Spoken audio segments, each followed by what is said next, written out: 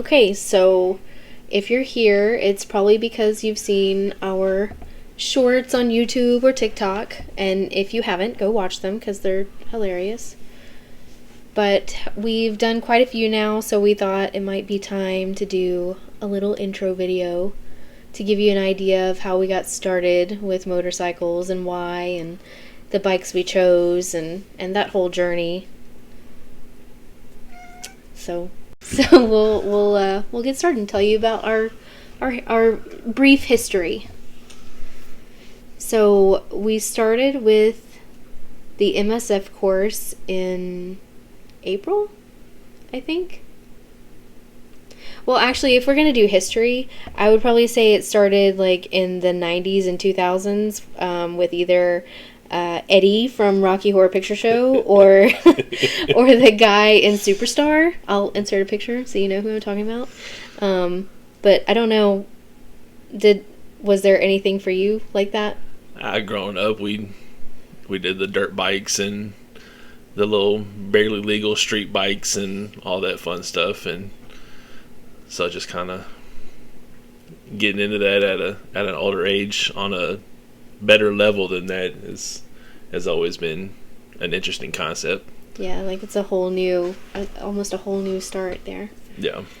So, yeah, it was just like a midlife crisis. Suddenly we're like, you know what? We kind of thought about it a couple times and we're like, no, it's not the right time. It's not the right time. And finally we were like, okay, you know what? Forget it. We're just going to do it. We're just going to hop on. So we looked into the MSF, which was actually like right down the road from us. So it was really convenient. And I've got a picture here. The bike that I started on was a Kawasaki Eliminator. I don't know the year, but it was probably like before I was born. And he started on a KLX, which is actually in the picture too, but it's in the back. And it was like 3 feet tall. But spoiler alert, we started on Kawasaki's and we ended on them. So that's a little spoiler alert for you. It was a struggle. I feel like because we were a little bit older starting with the MSF, it might have been a little bit harder for us, but it was a journey. Yeah, well, thankfully a lot of people were our age or older at the MSF course too, so it wasn't nearly as bad as it could have been. Yeah, no, that's true. We did have a mixed crowd, and they were very patient with us and kind of adapted to our learning style, so I think that contributed a lot to our success, which, by the way, score-wise, I'm just saying, I won. I'm just saying. I'll take the wins where I can. And the instructors made that abundantly clear that she did score higher than me, yeah. So that was fun. They said, he's going to have to be your passenger now because you beat him score-wise, which honestly, I think both of us thought that we had failed. I 100% did. I was getting ready in the middle of the test just to throw my helmet, walk out, and figure it out another time. But yeah, I think there were a couple moments for both of us in regards to that, and I was just like, there's no way. When they told us like what the scoring was based on, I was like, there's no way that I passed. And they're like, no, I didn't get a perfect score, but I was like, yeah, I really thought that was going to be it for us, that this was the end of the journey already, which is funny because we did do it a little bit backwards. This is our first bike that you see here. Of course, we got our helmets and everything first, but we went to a dealership because we were kind of still figuring out which way we wanted to go, and I saw the Eliminator and I was like, oh my gosh, this is like my Terminator dream bike.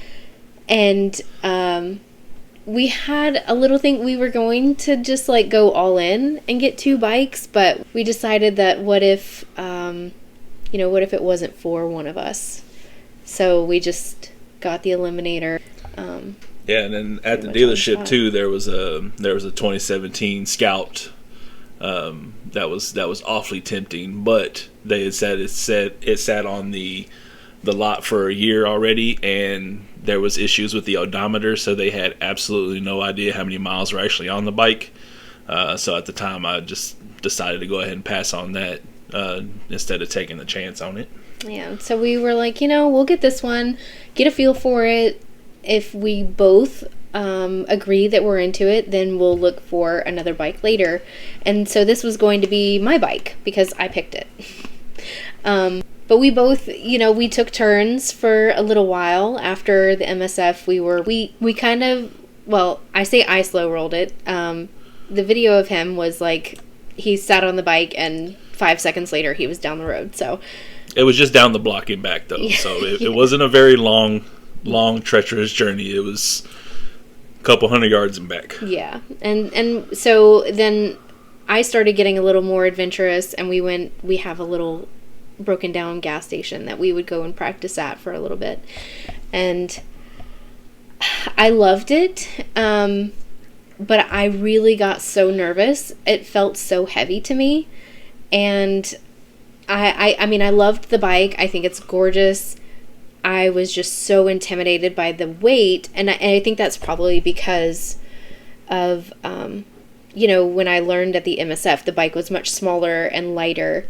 And so when I transitioned to something that was heavier, I panicked. I was like, oh my gosh, I'm not going to be able to control this. So it ended up becoming my bike. Then it was his bike, and I found, before I say I found, I thoroughly researched bikes that were good for beginners, that were light, and I kept coming back to the Honda CB300R. I was like, it's a smaller engine, it's a lighter bike. The downside was how tall it was. So we went to our local dealership, and I sat on one, and I was like, oh my gosh, no way. I mean, I have like a 28.5 inch inseam, guys. So like the seat was really high, and I thought, there's no way. I can't ride this. I can barely get my feet down. So I just kept on looking, and I ended up finding another Honda CB300R that it was such a good deal I couldn't refuse. So we went to go see it, and I fell in love, and we brought it home. I know it doesn't make any sense. Yeah, I can't explain it. I was like, this is it. This is going to be the bike that I'm going to learn on, and I'm going to gain confidence on. And that was our situation. There was a day that we swapped, and he rode the Honda and I rode the Eliminator, and I pulled into the driveway and I just cried because I was like, I was so wrong. I was so wrong. This is the wrong bike for me. I love the Eliminator, and it was at that moment we decided, yeah, we're gonna start looking to see what else is out there, and maybe trade in the 300. It was a great learner bike, and it was super fun. It's so light, you could just tap it and it would go where you wanted it to go. But as you can see, I had some trouble with the height. I adjusted to it. And there was trouble with keeping up as well, where I was on the Eliminator, we started getting more adventurous on the longer rides. So there was also trouble with keeping up on that bike. The Eliminator is not a huge bike, but it does get up to speed and stay at speed very easily for its size. The 300, it'll get you there. It'll take a little while. But we live in the mountains, and so coming up the mountains, she was struggling keeping up. On our longer drives where we'd get into those tall, curvy rides, climbing up a mountain. So she just wanted to be able to keep up on that. Yeah, we quickly learned that we wanted to take longer adventures, and the 300 it could tackle the curves great, but just not if you wanted to go like 50 or above. And we knew that was something that we were going to shoot for, and probably pretty quickly. So yeah, that was kind of the beginning of the end for the 300. I don't regret it at all. It was a great learner bike, but it is definitely one, and I think a lot of people can probably relate. It's one that you learn on and then you let go. So we started looking. I know he was really interested in like an Indian Scout, but again, we're still only a couple months in. So it was just a really big investment, and I have no doubt that it's worth it. But yeah, how did you end up deciding on the one you got? So whenever I got onto the Vulcan S, I was looking for something in between the Eliminator, which is a 500, 451, semantics, all that fun stuff. But then the Scout that I was looking at was 1,000cc, and I was looking to split that difference, and so came up with the Vulcan 650, and I've been loving it ever since. It does exactly everything that I want it to do. The tank could be a little bit bigger, especially for our longer journeys, where we're going to end up going to the probably Tail of the Dragon, either late this fall or in the springtime. But that 650 with that little Ninja engine in it, it does everything that we needed to do. Getting adjusted to the front controls versus the mid controls of the Eliminator was a bit of an adjustment, but For sure. And one thing that got me towards the Vulcan is the ergo fit. Since I'm 6'2", you kind of get stuck on the smaller side of things. So that ergo fit, I'm able to change the seat and the peg position and the handlebars, which will be a project coming up to be able to fit a little bit better and ride more comfortably on that bike. Yeah. And I've ridden the Vulcan also. I've heard that it was pretty beginner friendly, and I definitely feel like I'm more of a beginner than he is, and that might have to do with confidence. I'm not sure, but I definitely feel like it's great to ride every once in a while. But the Eliminator, I feel almost like it was made for me. So I think we ended up with the bikes that fit us the best. It took a little, you gotta kiss some frogs and all that, but yeah, I think we ended up pretty well.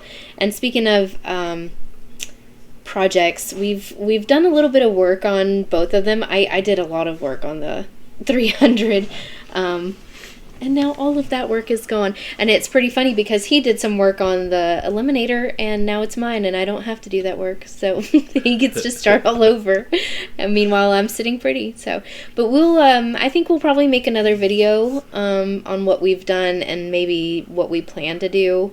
A lot of it's cosmetic. We haven't dabbled too much into tuning or engine work or anything like that, but we'll do a little video on our mini mods and cosmetics that we've done.